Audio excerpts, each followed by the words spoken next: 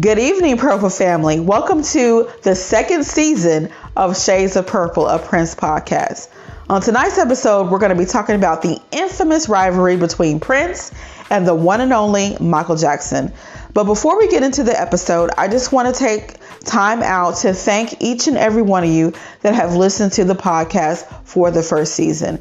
Never in a million years would I think that this podcast would do as good as it did on the very first season. And I have each and every one of you to thank for that. The Facebook page is also growing. We're at over 500 people now. So I just want to thank you guys for joining in on the discussion on the Facebook page as well, for the moderators as well. Thank you for your posts, your pictures, just everything that you guys do. You guys are awesome. So let's get right into the episode. So Michael Jackson and Prince have a lot in common. They also have a lot of differences. So I wanted to start off by talking about some of those similarities and differences. And really, before I get into the episode again, this was an episode that I have been wanting to do for a while. It's been on my radar. And I actually thought about doing it as the final episode of season 1. But then I changed my mind and thought they would be better as an opener for season 2. So hopefully you guys will like the episode. But let me also do a disclaimer as well. Now, of course, I am a Prince podcaster. So for those that they see Michael Jackson and they click, I get that, but just know that I do have a bias, and my bias leans towards Prince. Now, that's not to say that I would ever say anything disrespectful about Michael Jackson, because I am a Michael Jackson fan as well, but I am a Prince girl through and through. Okay. So I do have an inherent bias. So if that's something you don't think you can deal with, then you might not like this episode. But if it's something you think you can deal with, because I do plan on being fair, but like I said, I lean toward Prince. So if you're okay with that, then you'll like this episode. If you're just a Michael Jackson stan, you might not like this episode too much. So it's up to you. But I really hope you decide to finish listening, because I think that you will probably learn something, maybe that you didn't know, or we'll just see. Okay. So let's just get right into it. So I want to talk about, like I said, the differences and the similarities between the two. So to start off, of course, Michael Jackson and Prince are the same age. They were both born in 1958. Prince was born on June 7th of that year, and Michael Jackson was born on August 29th. So they were also born in like Midwestern cities. So Prince was born in Minneapolis, and Michael Jackson was born in Gary, Indiana. So they also had fathers who were, kind of hard on them. I think for Michael, his father was much harder than what John Nelson was on Prince. But they grew up having, kind of domineering father figures. Also, their parents, both their mothers and their fathers, were musicians and into music. And so they both grew up having a very prominent musical background. So Michael's music career, of course, would start at a very early age, at the age of 5, when he joined his brother's musical group, the Jacksons. They became the Jackson 5, of course, when he joined, and he became the lead singer of the group around 1969, when he was about 11 years old. So from the time he was 5 years old, Michael Jackson was singing and performing.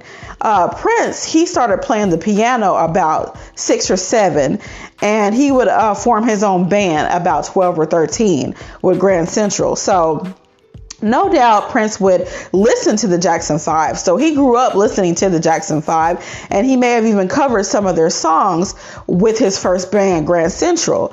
So when he was about 12 or so, like I said, he was starting to play more instruments. I think by the time he was 12 or 13, he was playing the piano, the keyboard, also the guitar. I think by the time he said he was in the 8th grade, it was when he started playing the guitar. So he was already becoming the musician, the musical genius that he would become much later in life. So their adult careers started 1 year apart. So For You, Prince's debut album, came out in 1978.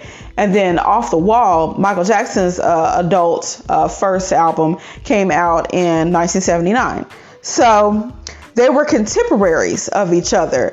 Contemporaries meaning that they came out around the same time. They lived, around the same time.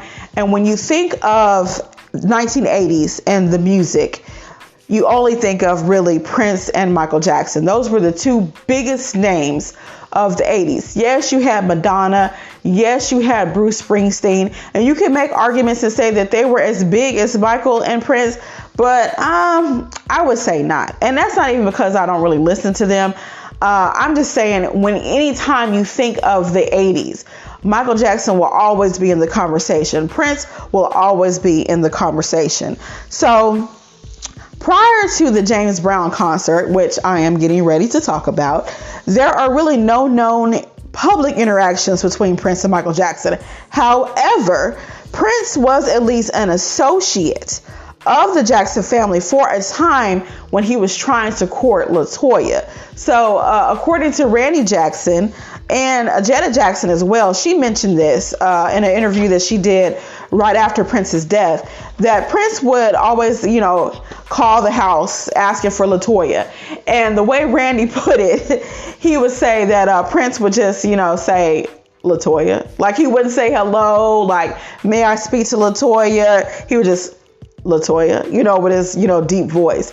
And so Randy kind of, joked about it and talked about it in an interview, and how he just thought that it was really funny, And Janet also mentioned that she remembered Prince always calling the house for LaToya. And for LaToya, she said that, they went out a couple of times, but that they never dated.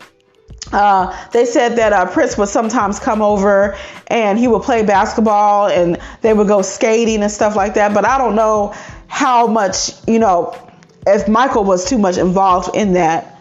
Sorry, y'all, I got to take a drink, y'all. But they made it seem like, he was kind of like a fixture at one point in the Jackson home, coming over trying to, court LaToya. So I don't know if he probably did have some interactions, I would think, privately with Michael, but that was never talked about. So Randy did mention that they would play basketball together.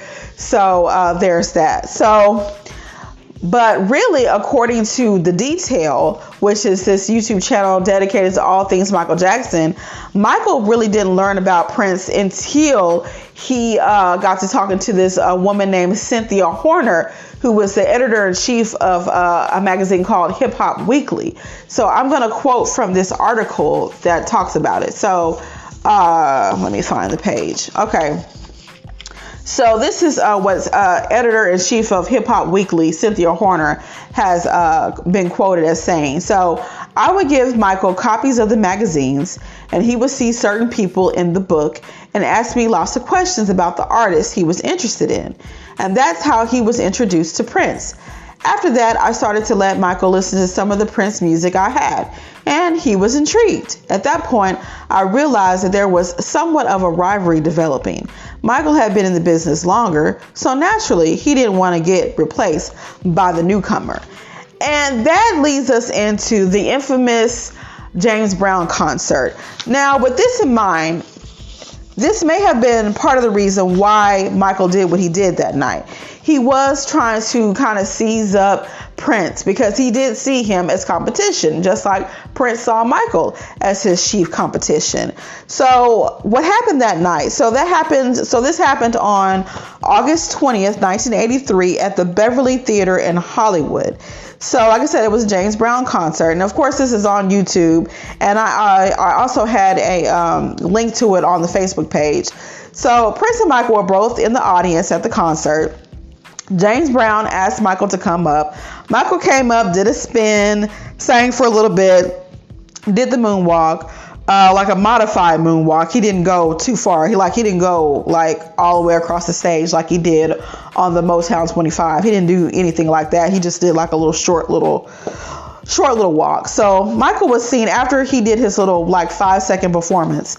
Michael was seen whispering in James' ear and probably telling him that, Prince was in the audience and that he should invite Prince up. Now, there is some kind of, debate about if James Brown even knew who Prince was at this time.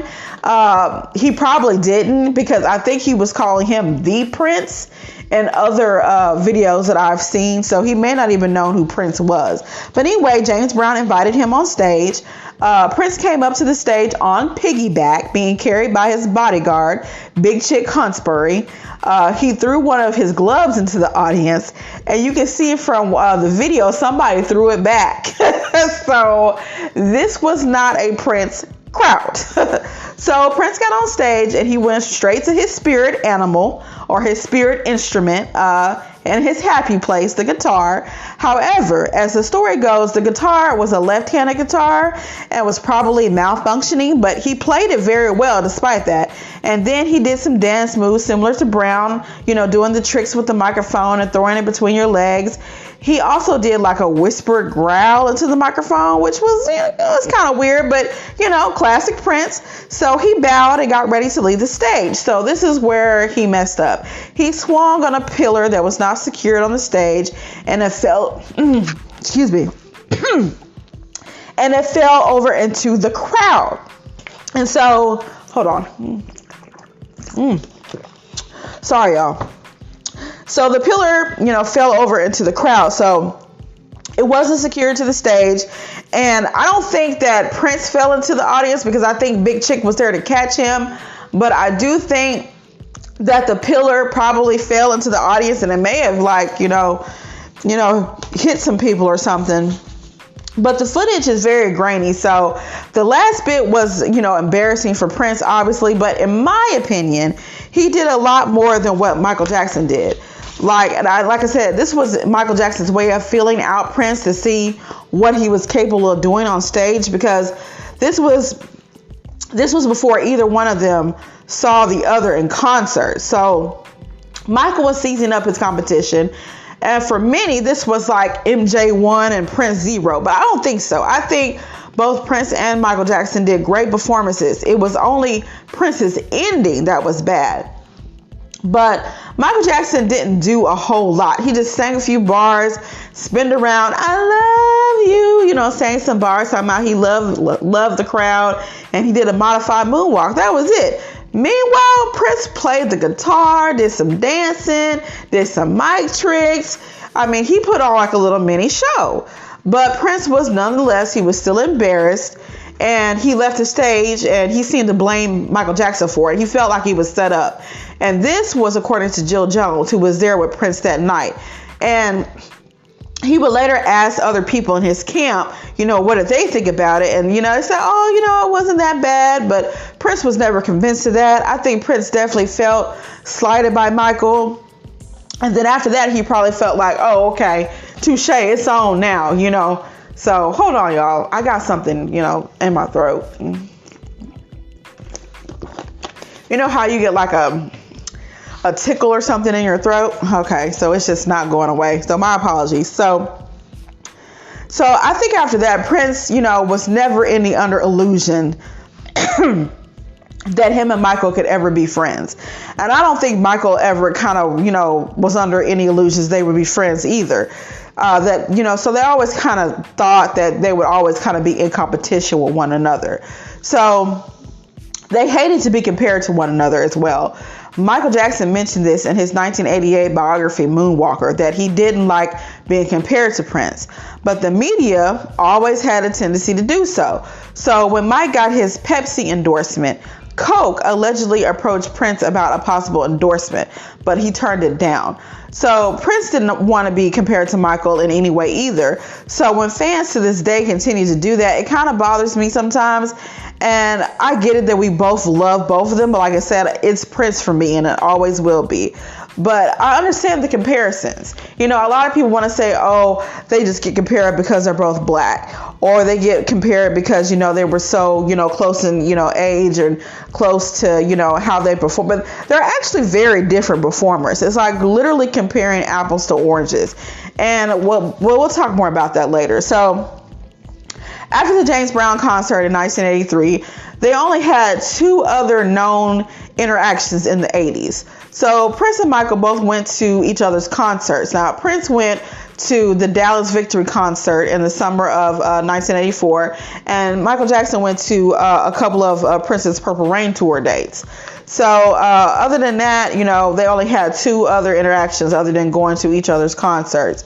So another interaction they had was in a studio in LA. Now, I don't know if it was Sunset Sound or another studio. I can't remember the name of the studio, but Prince and Michael were both recording there at the same time, and Prince asked Michael if he wanted to play ping pong with him. So they started to play, and Prince hits the ball really hard because Prince is a very good ping pong player. That is his game. Other than basketball, Prince loves ping pong. So I don't know how good Michael was in ping pong. Probably not as good as Prince, but Prince was, of course, being an ass that day, and he just hit the ball really hard, and it allegedly hit Michael Jackson in the crotch. Now, this is according to David Z., who was an engineer who was there at the time. And so he said that Prince basically just slammed, you know, because when they first started playing, they were playing like really gently. And then at one point, Prince was like, "Oh, come on, Michael, come on, let's play for real." And so he allegedly told Michael, "You want me to slam it?" And so I don't know if Michael said anything back, but so Prince just took it upon himself to slam the ball across the net, and it hit him. And so Michael then just put his hands up and, you know, just kind of left. And so after Michael left, Prince was, you know, going around, you know, with his chest all puffed up, talking about, "Did y'all see that? He played like Helen Keller." So Prince may have done that supposedly because Michael Jackson was allegedly flirting with Sherilyn Fenn, who was Prince's girlfriend at the time, who was also there watching Prince record. So that may have been a little payback for Michael flirting with his woman. I think that's probably plausible, knowing Prince. So the second encounter was the infamous Quincy Jones and Michael Jackson and Prince meet up to talk about the Bad duet. So as Prince has told the story, a modified version of the story to Chris Rock, but Tavis Smiley and Quincy Jones have both told a story of Michael and Prince both calling Quincy back to back because neither one of them wanted to show up to the meeting first.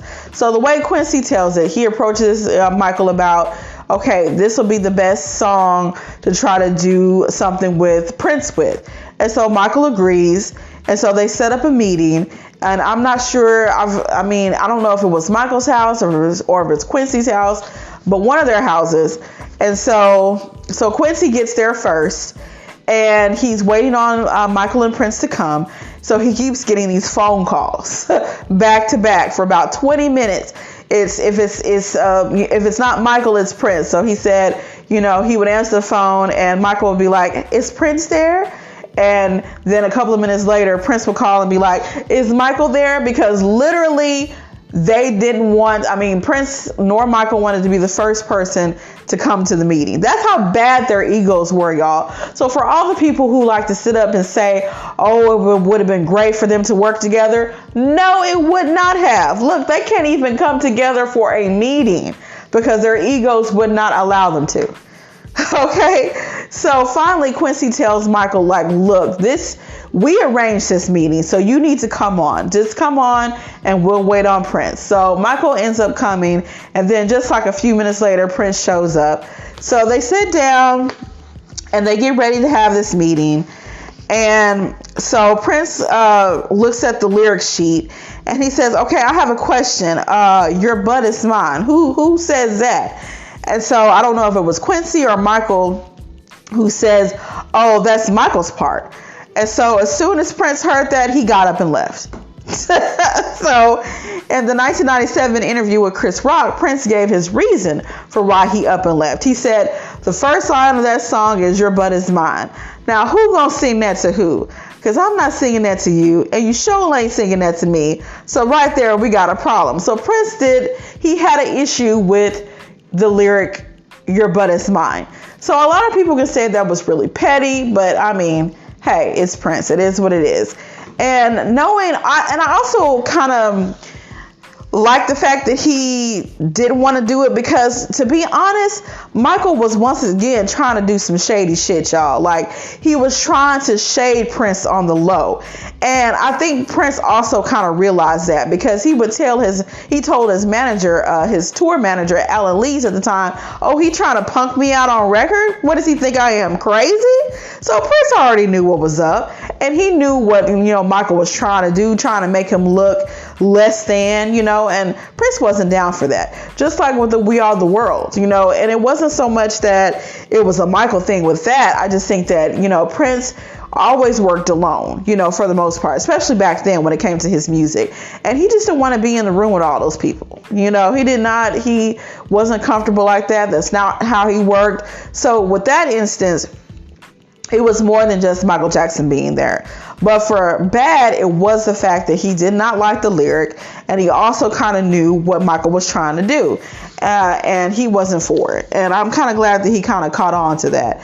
Okay, so y'all, there is this crazy story that the National Enquirer did in the late 80s that said that Prince was using ESP against Michael's chimp, Bubbles. Y'all remember Bubbles? So, okay, I got to tell this story. I found it and I was just like, what? So the story is, like I said, Prince was using ESP, which is basically like, what is it called? Extra sensory perception to communicate and control Michael's chimp Bubbles.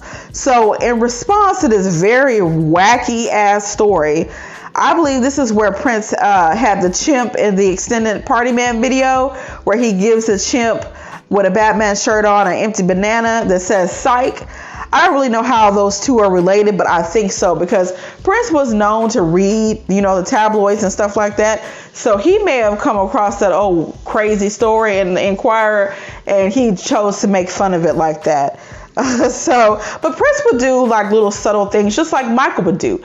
Like, a lot of people maybe have not noticed this, but if you look at not only that Party Man video with the banana and the chimp, but when he did the Saturday Night Live version of Electric Chair, at the very end of that video, you can see Prince kind of look around for a second, and he kind of puts his bottom lip back like Michael does when he does that thing where he's moves his hips or whatever. So Prince did the same thing, and I was just like, is he mocking Michael Jackson? So for those of you who know what I'm talking about, go to YouTube as soon as you can. Go to the Electric Chair live video on Saturday Night Live, and toward the end of the video, you will see him kind of look around, put his lip back, his bottom lip back, and just do that, that little Michael Jackson stance.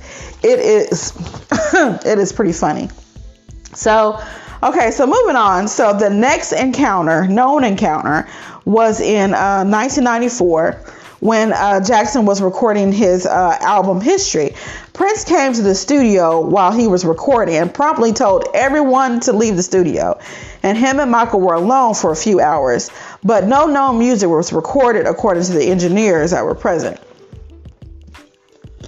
So as far as we know, there are no Michael Jackson or Prince duets in the vault, in Prince's vault, that we know of. But he did come and see Michael Jackson while he was recording History, and I don't know, maybe they had a conversation. And there were other instances where this happened, because Kat Glover on the Podcast Juice, the podcast on Prince on YouTube, in her interview with Michael Dean, she mentions that there was an instance where Michael Jackson and Prince met up, and Prince told the cameras, told people no cameras, and then they sat and had a conversation. I think it was when was it Michael that was performing, or was it Prince that was? Anyway, it was one of them that were performing in Minneapolis, and supposedly Michael was invited back to Paisley Park, where him and Prince continued to talk. And this is according to Kat Glover. But another thing she mentioned when she was talking about this particular story was the fact that, during the Love Sexy period, how Prince and Kat and Sheila and pretty much everybody in the band had those jackets that had their names on them. And so apparently Michael really liked those jackets. And so he mentioned like, oh, you know, those jackets are really cool. Can I have one? And so Prince, y'all, gonna say, well, what you want me to put on there? 79? That was the last time you had a hit, talking about the Off the Wall album. And I was Michael Dean and, you know, the other people on the podcast was like, did he really say that? And Kat was like, yeah, he said that. So that was another instance of, you know, Prince kind of, you know, poking at Michael. And he had a tendency to do that from what I have been able to find out. But, you know, like I said, Prince being Prince. But Michael would also kind of do things like that too. So I don't think neither one of them was completely innocent. But moving on, so another known encounter didn't happen again from 94, not until like 2006. And this was when Prince was in residency in Las Vegas. will.i.am, Chris Tucker, and Michael Jackson all went to see Prince perform one night. And as will.i.am tells the story, Michael Jackson's team called Prince's team ahead of time to let them know that Michael Jackson was coming to see the show so that they could arrange, you know, special seating for him in VIP. So that was done. And during the concert, for some reason, Prince came down to where Michael Jackson was sitting and played the bass in his face. Now, Michael Jackson was reportedly very upset by this. And the next day he told will.i.am that Prince was a big meanie and he had always been not nice to him. So that was another encounter where Prince was just, I don't know, wanting to be an asshole and just be like, hey, Mike, I want to play the bass in your face. And I don't really know what that was about, but same thing kind of with Michael Jackson. You know, he had this in Invincible, the song Invincible. He talks about, he has this lyric where he says, well, he's promising you diamonds and pearls, but he can't do it like me.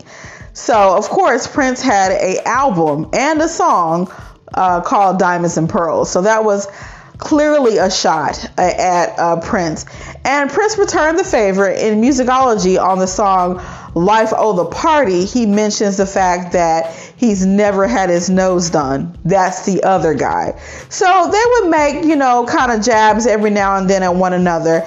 And then a lot of people say in the Love Symbol album, the song My Name is Prince, you know, Prince has that lyric where he says, I don't want to be king, you know, because I've gone to the top and it's just a dream. And then Tony M raps, you have to be a prince before you're a king anyway. So, I mean, so like little things, you know, little jabs back and forth like that. It didn't happen a whole lot during the 90s, but they did happen. And of course, a lot of people think that Michael Jackson's oldest son, Prince, was named after Prince, but really he was named after his grandfather. His maternal grandfather's name was Prince. But in a way, I still kind of think just a little bit that Michael may have been thinking about Prince Rogers Nelson, because I don't know, maybe it's just me thinking that, but you know how Nicki Minaj would say, you know, talk about other rappers, other female rappers, and would say, you know, these bitches are my sons or whatever. I think it was kind of like that. I think Michael was kind of trying to say, you know, well, Prince, I kind of birthed you. I made you who you are. Or if it wasn't for me, there would be no Prince. And supposedly, Michael thought like that. He thought that he paved the way for Prince. But honestly, Prince made a path for himself. Not to say that, you know, Michael didn't influence him, or that, you know, or he wasn't influenced by Michael or whatever. That he probably was to a certain extent, but Prince made his own path. He didn't need Michael to pave a path for him. So that was, I think, Michael's ego talking, but, you know, that's just my opinion. So fast forward 3 years, of course, after the 2006 encounter, Michael Jackson tragically dies at the age of 50 on June 25th, 2009. And Michael Jackson's death, oh my Lord, it was so profound. I remember where I was when I heard the news. I was at work. I was working at a bank at the time. And right after they announced that Michael died, I know that I didn't want to believe it. I thought that it was a joke. It was a bad joke. And the bank that I worked at, I was inside of like a grocery store. And so we had a TV, so we would have CNN playing for the customers that would come up to the bank. And so I was watching CNN, and CNN took a while before they would announce that, Michael was dead. So because CNN took so long, I didn't want to believe it, because I'm like, well, if CNN is not saying anything, because I don't know how big TMZ was back then. They were not as big as they are now. TMZ was much bigger by the time Prince passed away. But so I was sitting here waiting on confirmation from CNN, and CNN took their time. Everybody else, all the other news outlets, pronounced, yes, Michael Jackson is dead and we've lost Michael Jackson. But CNN, I guess, just wanted to be sure. So by the time, they did confirm that, Michael Jackson is dead, the internet crashed because so many people were trying to get on. People just started mourning and crying. I didn't cry, but I was upset. And so apparently was Prince, because according to Tavis Smiley, Prince locked himself away for 3 days. He was rehearsing his band at the time when he received the news of Michael Jackson's passing. So no doubt that Prince mourned Michael just like everyone else. And when he was asked about it later on in an interview, the only comment he would say was that he couldn't make a comment because he was too close to it. And that he also made the comment that it was always hurtful to lose the ones you love. So that shows you right there that Prince deeply respected Michael. He really did. And I mean, even though he never talked publicly about him too much, I think that he did respect him. Even if he did kind of do a little, rubbing against him sometime, or, or some jabbing at him, or sending some shots, however you want to say it. He did do a lot of that, but I do think that Prince did deeply respect Michael, because during the time that Michael was facing those molestation allegations, Prince actually, he did take up for him. He really did. If y'all remember the girl that was in the Way That You Make Me Feel video, what was her name? Tatiana Thumbsin, I think that was her name. So anyway, apparently she messed around with Prince. They had a little fling or whatever. And so Prince had got mad at her because he didn't like the fact that she was going to the media, saying all this stuff about, when the allegations had came out, and how she was, saying that, I don't know if she was saying that Michael was guilty, but she was just going to the press saying all this stuff, and Prince didn't like it. He was just like, well, are you that broke? Like, why are you going to the press, feeding into, all these lies and telling stuff about Michael? That's not cool. And so Prince kind of called her out about it. And the Detail also talks about this when they did a 2-part series where they're talking about Tatiana Thumbsin and her relationship with Michael. So that goes to show right there that, Prince, did not believe the allegations, and neither do I. When I first saw, what is that just came out a couple years ago? It's not Leaving Neverland. I was about to say Finding Neverland, but that's a Johnny Depp movie. Leaving Neverland. I never thought that they were telling the truth. I mean, especially when I come to find out after the fact that a lot of the things that they were saying, the dates or whatever, didn't match up, because some of the dates that they claimed, not Wade Robinson, but the other guy, Safe Chuck, I think was his last name. He was saying that, Michael molested him on such and such date, and this was a date where Michael was on tour. Things like that. So it was ridiculous. I don't want to get caught up in all that, but just know that, Prince, I think, had Michael's back when it came to that. And supposedly even in private, according to, what is his name? Larry Graham, he said that, Prince said that he did not believe that Michael would ever do anything like that to a child. And like I said, neither do I. So as much as I'm a Prince girl through and through, but I love Michael and deeply respect him. And I have never thought that he was a child molester, and I still don't. So moving on. So let's see what else I talked about. Okay. So, like I said, I think that Prince really did have a deep respect. For him to say that, it's hard to lose someone that you love, that says to me that, there was no hate on either side. That what they had was more like a sibling rivalry instead of an actual dislike for one another. And I say sibling rivalry because they were so close in age, but But I do not believe that they had a bad dislike for one another. But of course, everything can be up for debate. Everything can be up for conjecture. But I really don't think that they outright hated each other. I think that's a very strong word. And I don't think that it was very likely that they hated each other. So finally, I wanted to talk a little bit about why I prefer Prince to Michael Jackson. So I prefer Prince over Michael Jackson for a number of reasons, but mostly because of his versatility and his musicianship. Prince played R&B, rock and roll, pop, funk, jazz, hip hop, gospel, even techno. Like he had such a vast range when it came to his music and his vocals as well. And a lot of people say, how such, a great singer Michael Jackson was. And he was a great singer. But to me, his singing was very one note. And by no means am I a vocal expert, but Prince's vocal range was not only more varied and wider than Michael's, I enjoy listening to his vocals more. Michael Jackson had a beautiful voice from the time he was a young boy, but after all those nose surgeries that he had, I think it greatly affected his range and the way he sounded. So Prince's talent and his musicianship are second to none.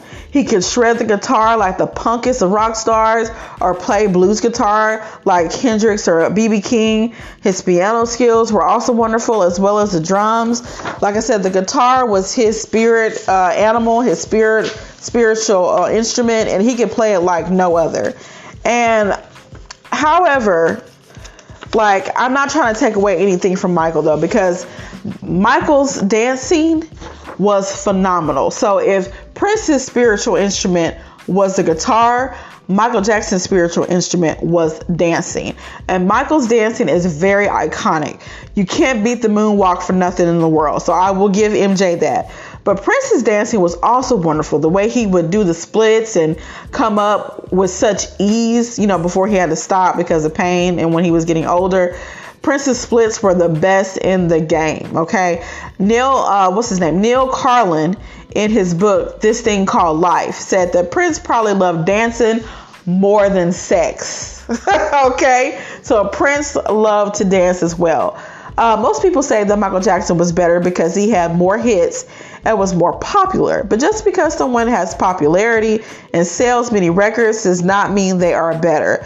Not everyone likes Drake and Taylor Swift, but they are very popular and they sell a lot of records. So same thing for Michael Jackson, which I think he is way more talented than either Drake or Taylor Swift, but still, while Michael Jackson loved his fans unconditionally, I still felt that his first priority was to make hit records, period, because he came from that background, that Motown machine, so he seemed to be less concerned with musicality since he had writers and producers for that. And yes, I do know that Michael did write a lot of his songs, but Prince wrote, almost, pretty much all his songs.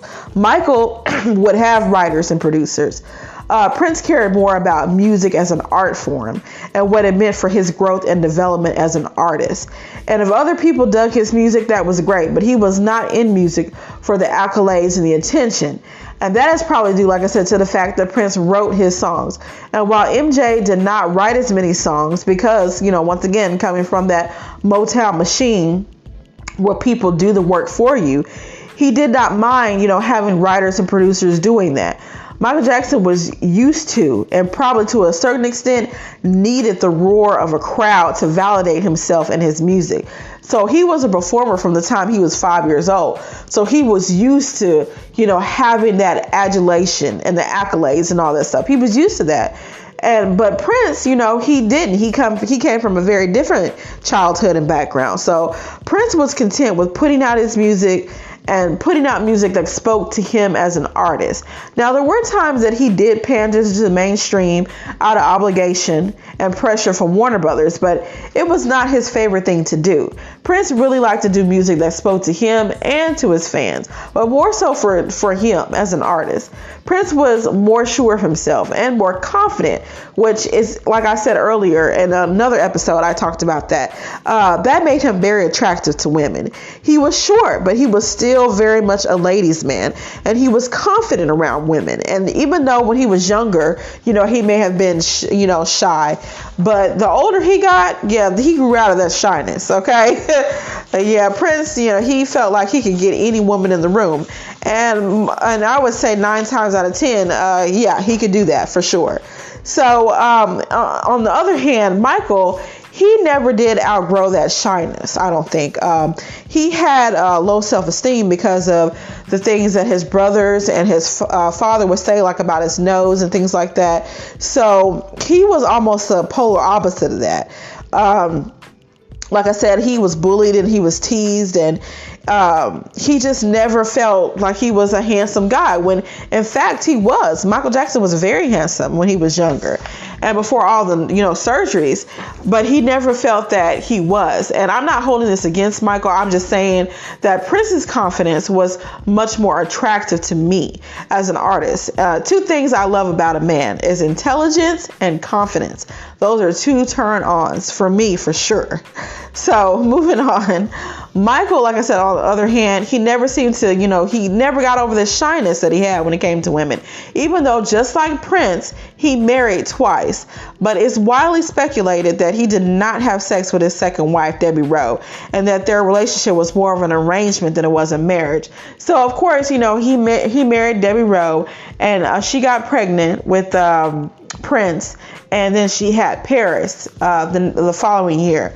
But I don't think they ever had like a actual relationship. Now, I can say that him and Lisa Marie probably did, and I'm convinced they slept together and had a relationship. I don't know how involved he was with her, but I do believe that they did, sleep together, because they even said that on an interview with Oprah Winfrey, that they were intimate. And I think that even to this day, Lisa Presley still maintains that her and Michael Jackson were intimate.